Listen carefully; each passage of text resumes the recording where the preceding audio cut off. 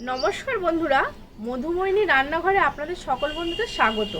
আজকে নিয়ে এসেছি আপনাদের কাছে খুবই চটজলদি মাত্র 15 মিনিটে মটন কষা রেসিপিটা খেতে হবে একেবারে অনুষ্ঠান বাড়ির মতো। আর এই রেসিপিটা তৈরি করতে হলে আমার সাথে থেকে পুরো ভিডিওটা দেখতে হবে। নতুন বন্ধু হয়ে থাকলে চ্যানেলটিকে সাবস্ক্রাইব করে রাখবেন।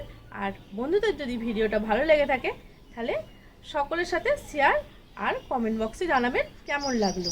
চলুন তাহলে দেরি না করে এই সকলেরই প্রিয় মাত্র 15 মিনিটে মটন কষার রেসিপিটা আপনাদের কাছে শেয়ার করব। চটজলদি মটন কষার জন্য আজকে আমি মটন নিয়েছি 2 কিলো। মটনটাকে খুব ভালো করে পরিষ্কার করে নিয়েছি। এবার এর মধ্যে কিছুটা ম্যারিনেট করে নেব। দিয়ে দেবো লবণ, লঙ্কা গুঁড়ো, হলুদ গুঁড়ো, জিরে গুঁড়ো, ধনিয়া গুঁড়ো, কাশ্মীরি লঙ্কার গুঁড়ো, টক দই আর পেঁয়াজ।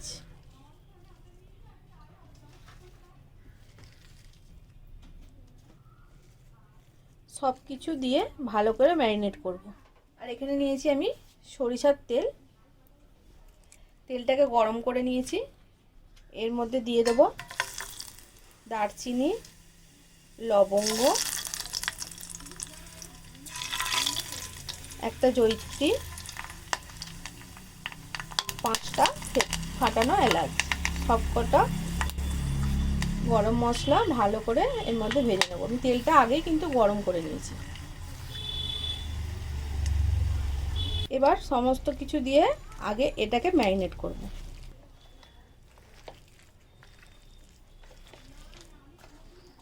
সব কিছু মশলাপত্র দিয়ে একটা প্রথমে ম্যারিনেট করে নিয়েছি। এবার কিন্তু এই যে সরিষার তেলটা আমি গরম মশলা দিয়ে গরম করেছিলাম, সেটা আমি অল্প অল্প করে দেব, দিয়ে মেখে নেব।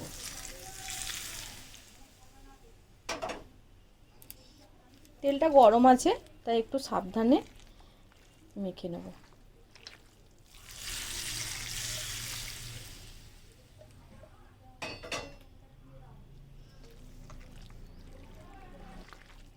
এভাবে মটন কষা একবার অবশ্যই বাড়িতে বানাবেন, খেতে কিন্তু খুব ভালো হয় আর রান্নাটাও খুব তাড়াতাড়ি হয়।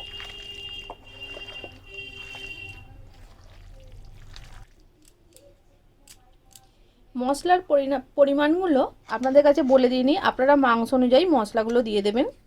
এবার এটা চাপা দিয়ে আপনারা 1 ঘন্টা রাখতে পারেন, 2 ঘন্টা রাখতে পারেন, 30 মিনিট রাখতে পারেন। যত বেশি রাখবেন তত কিন্তু ভালো হবে। তাই এটা আমি চাপা দিয়ে রেখে দেব 1 ঘন্টার জন্য। বন্ধুরা, এটা 30 মিনিট আমি রেখে দিয়েছিলাম। দেখুন সাইড দিয়ে কি সুন্দর তেলটা ছেড়ে এসেছে। এবার আমি এতে আর একটা ম্যারিনেট করে নেব। আদা রসুন বাটা আমি একসাথে আদা রসুনটা বেটে নিয়েছিলাম।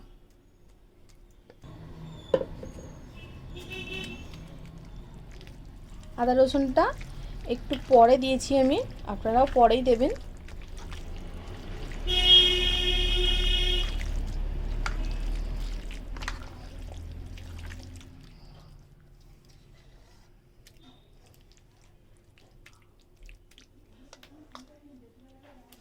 আবারও ভালো করে ম্যারিনেট করে নিলাম, দিয়ে আবারও চাপা দিয়ে আরও 30 মিনিট রেখে দেবো। ম্যারিনেট করার পরে 1 ঘন্টা রেখে দিয়েছি। এবার ঢাকনাটা খুলে নেব আর পরে প্রিপারেশনে চলে যাব। এই মটন কষার রেসিপিটা ওটাই কিন্তু আমি প্রেসার কুকারের মধ্যে বানাবো। তো প্রেসার কুকার বসিয়ে দিয়েছি, খুব ভালো করে গরম করে নিয়েছি। দিয়ে দেবো আর একটু সরিষার তেল। তেল গরম হয়ে গেছে, দিয়ে দেবো শুকনো লঙ্কা, তেজপাতা, দিয়ে দেবো 1/2 চামচ চিনি। ভালো করে ফোড়নটাকে একটু ভেজে নেব। এবার যে মটনটা ম্যারিনেট করে রেখেছিলাম সেটাও দিয়ে দেবো। এটা ঢেলে দেওয়া যাবে না, আমি হাতে করে দিচ্ছি।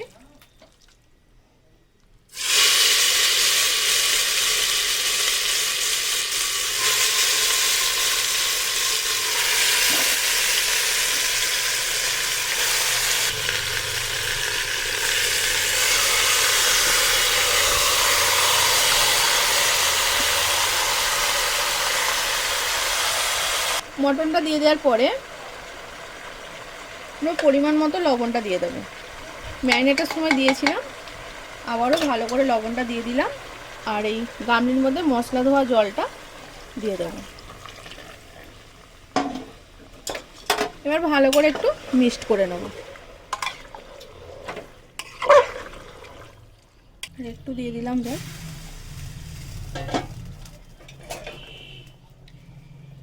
এবার প্রেসার কুকারের ঢাকাটা ভালো করে এঁটে নেব।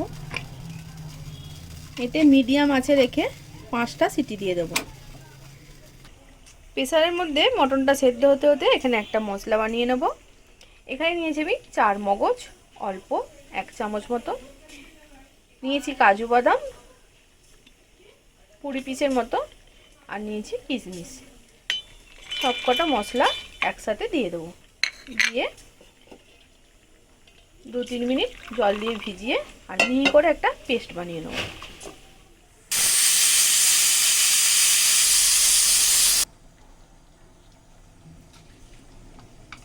প্রেসার কুকারে আমি 5টা সিটি দিয়েছি। এবার এটাকে নাবিয়ে নেব, দিয়ে কড়াটা বসিয়ে দেব। এবার দিয়ে দিচ্ছি সরষের তেল অল্প। এবার দিয়ে দেবো টমেটো কুচি, 2 বড় সাইজের টমেটো নিয়েছি। দিয়ে দেবো 4 মগজ, কাজু আর কিশমিশ বাটা। এটা একটু ভালো করে কষে নেব।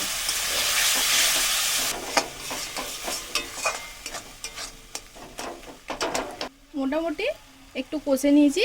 এবার দিয়ে দেব মটন কষাটা।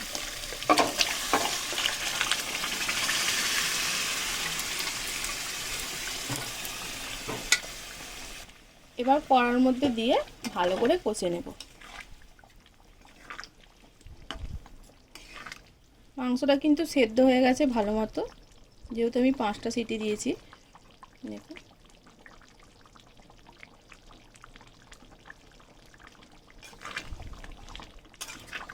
একটু ভালো করে কষে নেব কড়ার মধ্যে, তাহলে কিন্তু একেবারে তৈরি হয়ে যাবে চটপট আমাদের প্রেসার কুকারের মধ্যে মটন কষা। খেতে হবে একদম দুর্দান্ত স্বাদে, একেবারে কাজের বাড়ির মতো।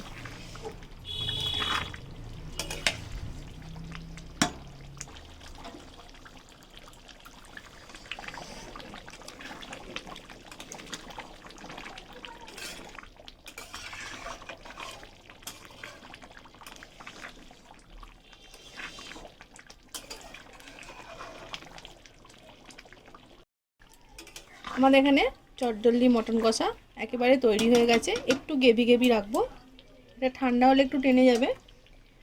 আর সব শেষে দিয়ে দেবো অল্প করে একটু গরম মশলা।